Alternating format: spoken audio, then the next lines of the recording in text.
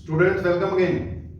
तो यार हम लोग डिस्कस कर रहे थे आपका फिजिक्स का paper, okay, CBSE physics paper. तो हमने सेक्शन ए या तीनों सेट्स का, सेट 1 2 3 का सेक्शन ए जो डिस्कस कर लिया था, अब बाकी सेक्शन भी डिस्कस कर लेते हैं। अब बाकी सेक्शंस हम सेट वाइज नहीं, वो तो सब्जेक्टिव टाइप क्वेश्चंस हैं, डेरिवेशन वगैरह हमने करानी नहीं है, न्यूमेरिकल वाले जो हैं वो बता देंगे कि कैसे होने थे। तो सेट 1 ही स्टार्ट करेंगे और सेट 1 ही हम कंप्लीट कर लेंगे, ठीक है जी। तो स्टार्ट करते हैं यार। सेट 1 का हमने सेक्शन ए तो कंप्लीट कर लिया हुआ है, सेक्शन बी से स्टार्ट करते हैं, राइट। तो सेक्शन ए आपका ऑब्जेक्टिव पार्ट था, वो हमने सारा का सारा कवर अप कर ही लिया था, आपके सामने ये। तो ऑब्जेक्टिव वाला पार्ट बेटा अपना हो गया था। हमने कहां से स्टार्ट करना है? सब्जेक्टिव वाले पार्ट से। सब्जेक्टिव वाला पार्ट यानी कि क्वेश्चन नंबर 19 से स्टार्ट होगा, ठीक है। 18 तक तो आपके क्या थे? आपके एमसी या सजेशन रीजन वाले आ गए, और ये आपके क्वेश्चन नंबर 19 से ये आ गया जी आपका सेक्शन बी, ओके। अब सेक्शन बी में देखो, ये section B C D E तक आपके सेक्शन आने। इसमें जो न्यूमेरिकल वाले क्वेश्चंस होंगे वो मैं सॉल्व कर दूंगा, कुछ के आंसर निकाल लेंगे, कुछ के आंसर फिर आप अपने आप निकालते रहना, फार्मूला वगैरह बता देंगे कि कैसे कवर अप करनी है। और डेरिवेशन वाला जो पार्ट है उसको ज्यादा हम चक्कर में नहीं पड़ेंगे, डिस्कस नहीं करेंगे, बता देंगे कि ये तो डेरिवेशन थी। बाकी क्वेश्चन पेपर लगभग वही था जो आप लोगों ने किया हुआ था, आपको कराया हुआ था। तो क्वेश्चन नंबर 19 से बेटा स्टार्ट करते हैं। Alpha particle projected with a velocity of 3 × 10⁵ metre per second. Alpha particle दे रखा है, उसकी क्या दे रखी है? वेलोसिटी दे रखी है। थोड़ा सा अब देखो, जितनी जगह इसमें बचेगी ना उसमें इसको सॉल्व करने की कोशिश करेंगे। तो given velocity of the alpha particle, alpha particle पे चार्ज आपको पता है 2 टाइम्स ई होता है, ठीक है। ई ये आपका 1.6 × 10⁻⁻19 ये दे रखा है जी आपको magnetic field. Calculate the acceleration of the particle. क्या फाइंड करनी है जी? Acceleration of the particle in the region I J K, जो भी ये यूनिट वेक्टर्स होते हैं, ओके। सिंपल सी कहानी, अगर कोई भी चार्ज पार्टिकल मैग्नेटिक फील्ड में एंटर कर जाए तो उस पर फोर्स लगता है which is Q into V cross V। अब देखो यार, इन्होंने वेक्टर फॉर्म में दे रखा है, तो हम लोग भी इसको पूरा कैसे सॉल्व करेंगे? वेक्टर फॉर्म में ही सॉल्व करेंगे। तो ये हो गया V क्रॉस V, V भी दे रखा है, B भी दे रखा है, ओके जी। लेकिन उसने बेटा मांगी क्या हमसे? Acceleration. Acceleration is equal to force divided by mass, okay. Force की जगह Q into V cross V, okay जी, डिवाइडेड बाय मास। अब बेटा ये चीज क्या होगी आपकी? It is charge to mass ratio. Question में उसने चार्ज टू मास रेशियो ना सीधा दे रखा है, बोल रखा है कि यूनिट वेक्टर जो भी है, charge to mass ratio of alpha particle is 4.8 × 10⁻⁷। तो आपने वैसे नॉर्मली हमें अल्फा पार्टिकल का चार्ज भी पता होना चाहिए, वो दैट इज 2 × E। लेकिन यहां पर चार्ज पुट करने की जरूरत ही नहीं है यार, उसने सीधा ही क्या दे दिया? चार्ज टू मास रेशियो दे दिया। तो यहां पे Q/m की जगह तो ये डायरेक्ट वैल्यू क्या कर देते हैं? हम पुट कर देते हैं। अब बच गया V क्रॉस V। उसके लिए यार आपको क्रॉस प्रोडक्ट करना आना चाहिए। अगर आप ध्यान से देखते हो, ये V है और ये क्या है? B है। अगर आप इसका क्रॉस प्रोडक्ट करते हो बेटा, जो वेलोसिटी है उसमें सिर्फ क्या है आपका? I। इसमें I और J दो कंपोनेंट है। जब आप क्रॉस प्रोडक्ट इसका करोगे, I का I के साथ तो होने नहीं वाला, सिर्फ I का J के साथ होना है। तो इसकी जगह पर 4.8 अगर मैं Q/m की जगह पुट करूं तो यहां पे क्या पुट हो जाएगा? 4.8 इंटू 10⁻⁷ पुट हो जाएगा जी, इंटू V क्रॉस V करोगे। अगर आप क्या करोगे? V cross V cover up करते हो तो इसको ऊपर ले जाते हैं, V क्रॉस V करोगे तो सिर्फ इसमें यार I का I के साथ होना नहीं है, I का J के साथ मल्टीप्लाई हो जाएगा। ये आ जाएगा आपका 10⁻⁵ इंटू 0.3 इंटू 3। तो यहां बनेगा 3 into 0.3 into 10⁵ I cross J की डायरेक्शन क्या बनती होती है? K बनती होती है। तो यहां पे क्या लग जाएगा? K लग जाएगा। अब इसको सॉल्व करना वो आपका काम है, ठीक है। इसको आप अपने आप क्या कर सकते हो? सॉल्व कर सकते हो। So this question has to done in this way, ठीक है। इजी था, कोई ज्यादा दिक्कत वाली बात नहीं थी। तो ये हो गया बेटा आपका क्वेश्चन। आंसर मिला लेना है 4.8 इंटू 3 इंटू 0.3 10⁻⁷ और 5 क्या हो जाएगा 12 हो जाएगा। सॉल्व करके इसका आंसर आप कैलकुलेट कर सकते हो। ओके जी, सो ये क्वेश्चन था, थोड़ा सा वेक्टर फॉर्म इसका यूज हुआ। ओके जी, अब आते हैं किस पे, अगले क्वेश्चन पे, थोड़ा छोटा ही कर लेते हैं यार। क्वेश्चन है क्वेश्चन नंबर 20, यहां पे थोड़ी जगह मिल जाएगी कवर अप करने के लिए। तो नेक्स्ट इज बेटा क्वेश्चन नंबर 20। क्वेश्चन नंबर 20 आपका कह रहा है, ध्यान से पढ़ो, तब तक मैं पेन सिलेक्ट करता हूं, कि consider an induced magnetic field due to a changing electric field. Induced magnetic field due to changing electric field and an induced electric field due to changing magnetic field. देखो जी, आपको पता है अगर magnetic flux में change आए तो क्या क्रिएट होता है, ईएमएफ क्रिएट होती है, यानी कि इलेक्ट्रिक फील्ड क्रिएट होता है। ओके, अगर इलेक्ट्रिक फ्लक्स में चेंज आए तो उसके कारण करंट प्रोड्यूस होगा और उसके कारण मैग्नेटिक फील्ड चेंज हो सकता है। ओके, अब इसने क्वेश्चन पूछा है induced magnetic field due to changing electric field. आपने एक डिस्प्लेसमेंट करंट वाला कंसेप्ट पढ़ा, ऊपर एक डिस्प्लेसमेंट करंट पे क्वेश्चन भी आया था कि डिस्प्लेसमेंट करंट के हिसाब से हमें पता है कि जो डिस्प्लेसमेंट करंट जो होता है ना, it is equal to d∅dt, ये इलेक्ट्रिक फ्लक्स है। ओके, उधर जो इंड्यूस्ड करंट होता है it is equal to 1/r into d∅dt, ये बेटा मैग्नेटिक फ्लक्स है। ठीक है, ये पूरा EMI AC वाले चैप्टर में हम वो पढ़ते रहे कि मैग्नेटिक फ्लक्स में चेंज होने के कारण जो करंट प्रोड्यूस होगा वो ये होगा, इलेक्ट्रिक फ्लक्स में चेंज होने के कारण जो करंट प्रोड्यूस होगा वो ये होगा। आगे चलकर ये क्या प्रोड्यूस करेगा, मैग्नेटिक फील्ड, और अगर करंट आया तो इसका मतलब क्या क्रिएट होगी, वोल्टेज क्रिएट होगी, और वोल्टेज क्रिएट होने का मतलब क्या क्रिएट होगा, फिर करस्पॉन्डिंगली इलेक्ट्रिक फील्ड भी क्रिएट होगा। अब क्वेश्चन पे ध्यान से जाओ, induced magnetic field due to changing electric field, इधर वाला हिस्सा क्या है, induced magnetic field due to changing electric field. Okay, अगले पार्ट में क्या बोल रहे हैं, induced electric field due to changing magnetic field. ये वाली जो चीज है ये है induced electric field due to changing magnetic field या मैग्नेटिक फ्लक्स। कह रहा है कि इनमें से इजीली ऑब्जर्व कौन सा हो जाता है भाई, इंड्यूस्ड ईएमएफ जो मैग्नेटिक फ्लक्स के चेंज होने के कारण होती है वो ही इजीली ऑब्जर्व होती है। अगर मैं इस साइड जाता हूं तो इलेक्ट्रिक फ्लक्स में चेंज होने के कारण डिस्प्लेसमेंट करंट प्रोड्यूस होगा, जिसके कारण फिर मैग्नेटिक फील्ड प्रोड्यूस हो सकता है। तो ये डिस्प्लेसमेंट करंट बहुत कम होता है, इसके कारण ये जो मैग्नेटिक फील्ड प्रोड्यूस होगा वो भी बहुत कम होगा। तो इसको ऑब्जर्व करना मुश्किल काम है, बड़ा मतलब डिटेक्ट करना पड़ता है। लेकिन जो इंड्यूस्ड ईएमएफ जो नॉर्मल हम पढ़ते हैं, जो मैग्नेटिक फ्लक्स चेंज होने के कारण होती है, वो इजीली हो जाती है। तो आपका आंसर जो आ रहा है, देखो एक्सप्लेन करना पड़ गया इसको, थोड़ा सा पेचीदा क्वेश्चन था।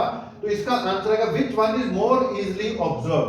तो हमारा आंसर आएगा induced magnetic field due to changing electric field is less observed, but induced electric field due to change in magnetic field is more observed. Reason कि इस तरफ डिस्प्लेसमेंट करंट प्रोड्यूस होता है जो कि काफी स्मॉल होता है, इस तरफ इंड्यूस्ड करंट जिसको हम इंड्यूस्ड करंट कहते हैं वो मतलब इतना होता है कि उसको इजीली क्या किया जा सके, ऑब्जर्व किया जा सके। तो which one is more easily observe, तो इन दोनों में क्या आना था कि changing electric field due to changing electric field due to second वाला, ठीक है। फर्स्ट वाला तो है induced magnetic field due to changing, ये लेस है, और सेकंड वाला है induced electric field due to changing magnetic field. So this is observe more, okay, this is observe, okay जी। तो ये था सब्जेक्टिव क्वेश्चन था भाई, मतलब कहानी बनाकर आपको क्या करना पड़ेगा, इसको एक्सप्लेन करना पड़ेगा। ऐसी मतलब मैथमेटिकल नहीं था, ऊपर वाला क्वेश्चन तो न्यूमेरिकल था, वो तो क्या हो गया, चलो मैथमेटिकल हो गया, लेकिन इसको थोड़ा कहानी बना के एक्सप्लेन करना पड़ेगा। अब आते हैं नेक्स्ट क्वेश्चन पे। क्वेश्चन नंबर 21 कह रहा है using Huygens principle draw a ray diagram showing the propagation of plane wave refracting at a plane surface separating two media, also verify Snell's law of refraction. अब इसको तो मैं क्या कराऊं, ये आपको बोल रखा था भैया पक्का आएगा। हाइजेंस प्रिंसिपल में दो चीजें होती है, एक में हम लॉ ऑफ रिफ्लेक्शन प्रूव करते हैं, एक में लॉ ऑफ रिफ्रैक्शन प्रूव करते हैं। तो ये basically constructing of refracted wave front है और उसमें फिर लॉ ऑफ रिफ्रैक्शन या लॉ ऑफ जो स्नेल्स लॉ होता है उसको क्या करना था, प्रूव करना था। ओके जी, तो फर्स्ट पार्ट ऑफ इसको यहां पे डिराइव तो नहीं कराया जा सकता।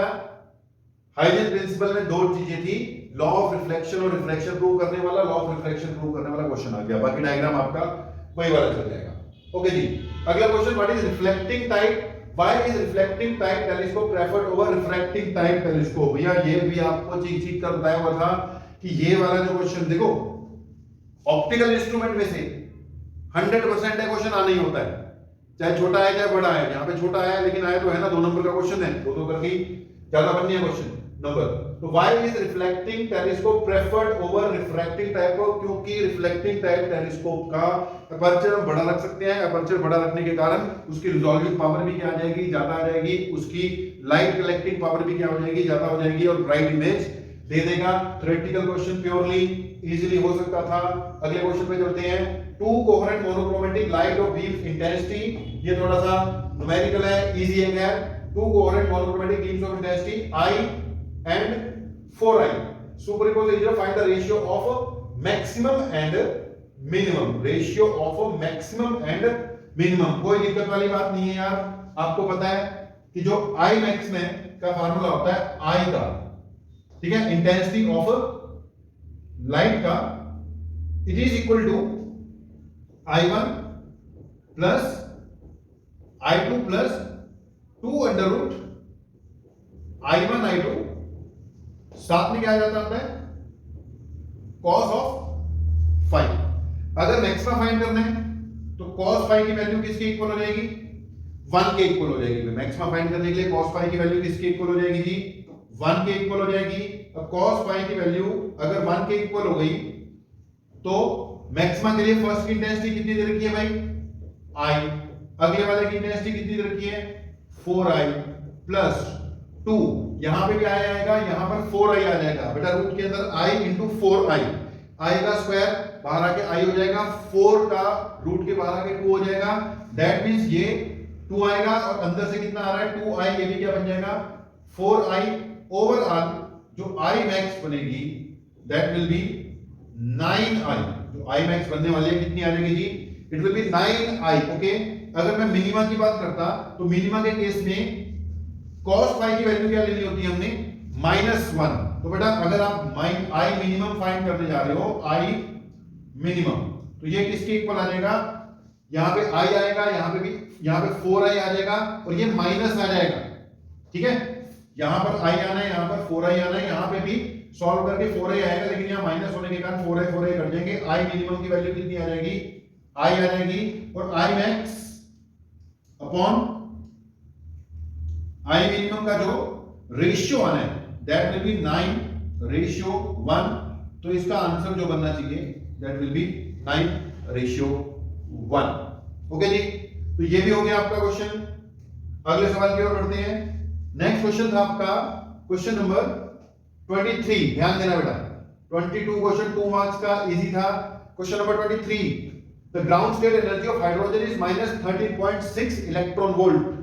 हाइड्रोजन के एटम की ग्राउंड स्टेट एनर्जी कितनी है जी, -13.6 इलेक्ट्रॉन वोल्ट। तो it is -13.6 electron volt. Okay, तो ग्राउंड स्टेट एनर्जी इसकी है जी -13.6 electron volt. What is the potential energy, एक तो क्या चाहिए पोटेंशियल एनर्जी, एक क्या चाहिए काइनेटिक एनर्जी। सीधा सा हिसाब है, अगर टोटल एनर्जी -13.6 है तो जो काइनेटिक एनर्जी होनी है वो कितनी आ जाएगी, it will B +13.6 electron volt. तो इसका आंसर क्या आ जाना चाहिए था आपका, +13.6 इलेक्ट्रॉन वोल्ट। तो भी यार समझा रखा है तुम्हें, काइनेटिक एनर्जी और टोटल एनर्जी सेम ही होती है, मैग्नीट्यूड में बस साइन का फर्क होता है। और जो पोटेंशियल एनर्जी आनी थी यहां पर, potential energy will be equal to 2 times the total energy, it will be equal to 2 times the total energy. भैया 2 इंटू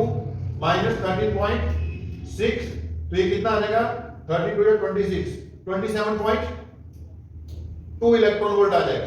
देख लेना भैया, 13.6 को किससे मल्टीप्लाई कर दो, अगर 2 से मल्टीप्लाई कर दो तो 13 × 26 हो गया, उधर 1.2 और जुड़ जाएगा, तो 27.2 इलेक्ट्रॉन वोल्ट आंसर आ जाएगा। तो kinetic energy 13.6, potential energy -27.2 electron volt. Kinetic energy तो पॉजिटिव होती है, पोटेंशियल एनर्जी क्या रहेगी आपकी नेगेटिव रहेगी, तो इसका आंसर आता है -27.2 इलेक्ट्रॉन वोल्ट जी।